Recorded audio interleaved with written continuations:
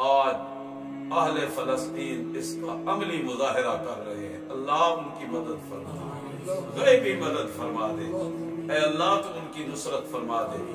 بڑے ہوش ربا مناظر آ رہے ہیں، خاتون ہے، معصوم بچہ ہے، چھاتی کے ساتھ لگا کے بیٹھی ہے، کبھی اس کی آنکھوں کو کھولتی ہے کہ چمک نظر آ جائے، کبھی اس کے ہونٹ کو ہلاتی ہے، ہونٹ ہلے کیسے، وہ تو موت کا جام پی چکا ہے۔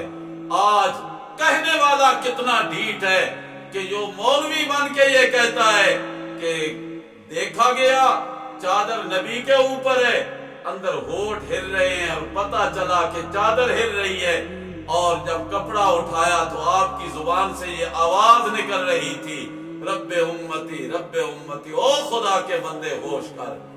کیوں ایسے کلمات کہتا ہے جن کا نہ قرآن سے تعلق ہے نہ نبی کے فرمان سے تعلق ہے؟ یہ نری گمراہی ہے۔ جو موت کا جام پی جائے پھر اس کے ہونٹ ہلا نہیں کرتے، اس کی آنکھیں حرکت نہیں کیا کرتی، وہ چمک دیکھتی ہے مگر نظر نہیں آتی، ہونٹ ہلاتی ہے مگر ہلتے نہیں ہیں۔ آنے والا آ کے کہتا ہے کہ بی بی اسے ہمارے حوالے کر دو۔ وہ بی بی کہتی ہے ایک شرط پہ حوالے کرتی ہوں، جس راستے پہ میرا بیٹا گیا ہے تو اس راستے پہ جانا چاہتا ہے کہ نہیں جانا چاہتا؟ یہ ہے جذبہ شہادت، یہ ہے تمنا شہادت، یہ ہے شوق جہاد۔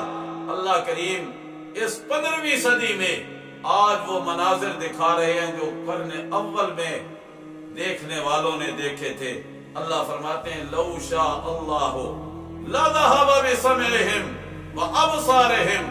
آج وہ امن کی بھیک مانگ رہے ہیں جو کل تک کہہ رہے تھے دنیا ہمارے نشانے پہ ہے، ہم جسے چاہیں ہٹ کرے پتہ ہی نہیں چلنے دیں گے، پوری دنیا کے اسلامی ممالک ہماری پہنچ میں ہیں، کوئی ہماری پہنچ سے دور نہیں۔ اللہ فرماتے ہیں لو شاء اللہ لذهب بسمعهم وابصارهم۔ اللہ چاہے تو پھر کان بھی لے جائے، آنکھیں بھی لے جائے، کانوں سے سنتا ہے، آنکھوں سے دیکھتا ہے، مناظر اپنے اندر سمیٹ کے پھر قوت پیدا کرتا ہے۔ اللہ فرماتے ہیں اگر اللہ چاہے تو یہ ساری قوت دینے والی چیزیں ختم کر دے، اور وہ کمزور بھیگی بلی بن کے کبھی امریکہ کے دروازے پہ جائے، کبھی رشیا کے دروازے پہ جائے، کبھی اپنے ہم نوا اور غمخاروں کو صدائیں دینے لگ جائے۔ جو ایک ہفتہ پہلے تک کہہ رہا تھا دنیا کی طاقت ہماری پشت پہ ہے، آج بڑے بڑے ان کے کمانڈر گئے، بڑے بڑے ان کے جرنیل گئے تو آج افسوس کر کے کہہ رہے ہمیں پتہ نہیں چلتا اتنی بلندی پہ ہمارا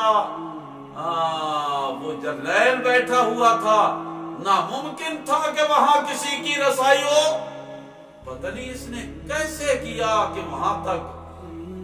میں نے کہا اگر قرآن پہ غور کیا ہوتا تو بدر میں بھی تو صحابہ درختوں کی چھڑیاں ہاتھ میں اٹھا کے یوں اٹھاتے تھے، صحابی کہتے کہ ہمیں نہیں پتا کہ ہماری چھڑی اس پہ لگی بھی ہے یا پہلے ہی وہ فنا فی النار ہو چکا ہے۔